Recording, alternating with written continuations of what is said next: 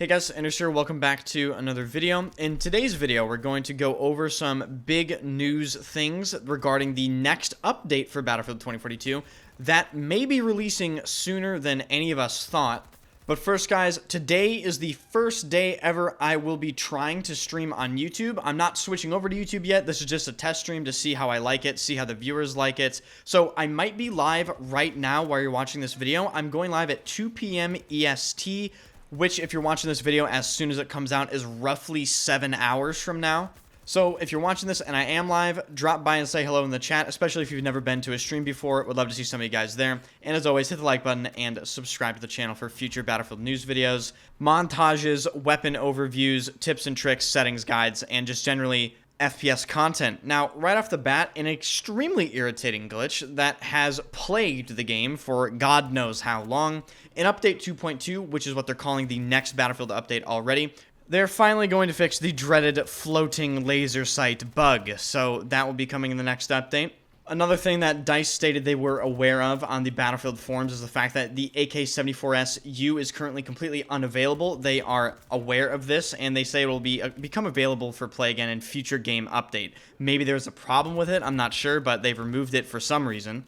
Moving on to another tweet from Drunksy. Here, Drunksy says, we're looking at a bunch of other improvements when it comes to inputs, not just for the mouse, and general responsiveness for future updates, so things should get crispier moving forward. And this is a underrated tweet, in my opinion, because generally, one of the largest problems with Battlefield 2042 is the fact that the game just feels smushy and icky and yucky and other words 3-year-olds would use to describe things. Okay, that's all of what Battlefield 2042 feels like in one word category, and it's good to see them make further changes to the responsiveness and the overall feel of the game, because it's one of the most important things when it comes to actually playing a video game. It's one of the most important things when it comes to the enjoyability of a game. But unfortunately, we'll just have to wait and see if the changes they're talking about have any effect on the game.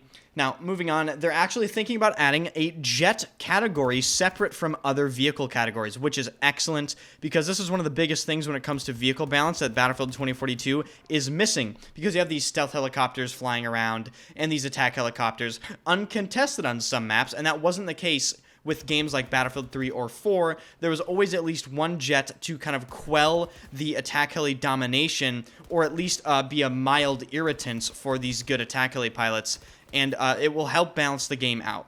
And speaking of balancing the game out, DICE says they are actually aware the M60 basically is ineffective and the M16A3 has too much recoil. I would not be surprised to see these changes come in Update 2.2, but I'm not sure why they weren't in Update 2.1, considering I'm pretty sure it was just be an easy fix just to, move the damage mod around and reduce the M16's recoil, but whatever.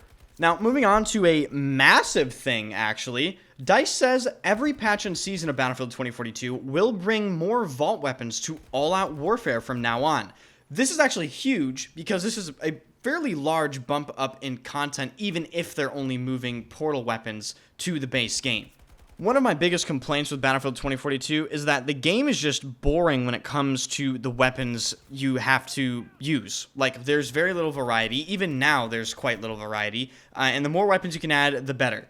This information was brought to us by Battlefield Bulletin with their coverage of the Battlefield briefing. And of course, DICE had other things to say when it comes to this. They're looking at skins for vault weapons, which obviously, if you bring a vault weapon over, there's no tier 1 mastery for it. So hopefully they can introduce that. It's just making a black and red skin. So they seem to be able to make skins for their shop. Why not be able to make tier 1 skins for the all-out warfare portal weapons? That'd be great.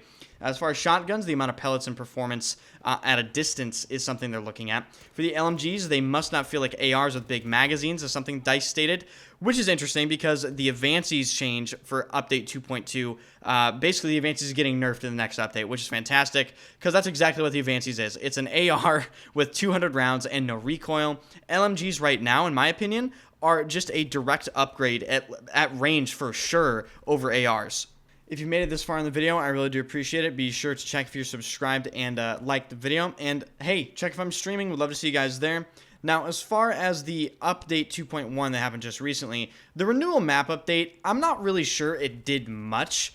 I think it improved some areas, but the first sector of Breakthrough, in my opinion, plays relatively the same.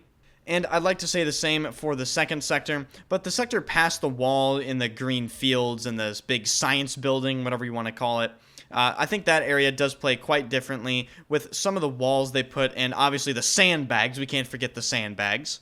The new weapons they added in the P90, the M1911, and the Gauss Sniper Magnum have made for good additions to the base game. I will be having a video come out about the Gauss Sniper Magnum specifically because there is something messed up slightly about that weapon that I will not divulge until I make that specific video. You guys can test and see if you can figure it out. But if they can keep up moving portal weapons over to the base game, I think that'll make for some great variety in weapons. You know, we have a bunch of weapons for different eras and stuff like that. And hey, it's almost like you should have been doing this since, I don't know, the first update to the game. And the last thing I'll mention in this video is actually a collaborative video I did with one of my friends who is a Japanese YouTuber who does completely different content, and I think he might be the only person that does any of this content. He essentially takes good players or unique playstyles gameplay through the spectator system and explains what they're doing, why they do it, and essentially follows them throughout games and figures out how they play. Now, my gameplay has personally been featured on this channel in spectator form multiple times with titles such as this: Battlefield's Strongest Man 2042 has completely exceeded human levels. Or about this classic: The Strongest Man who has 2 sharp senses and is convinced of his death 3 seconds before, brackets spectator mode. And if you thought that was it, apparently I have been dubbed by his channel's community as either Lone Wolf Senpai or Lone Wolf Senior.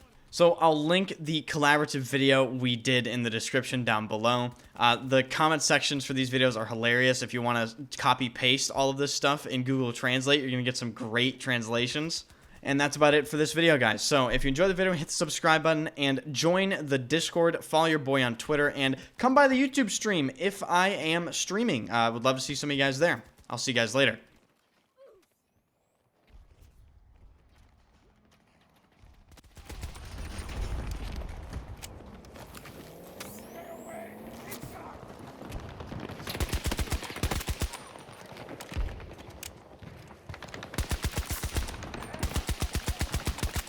One down! Woo!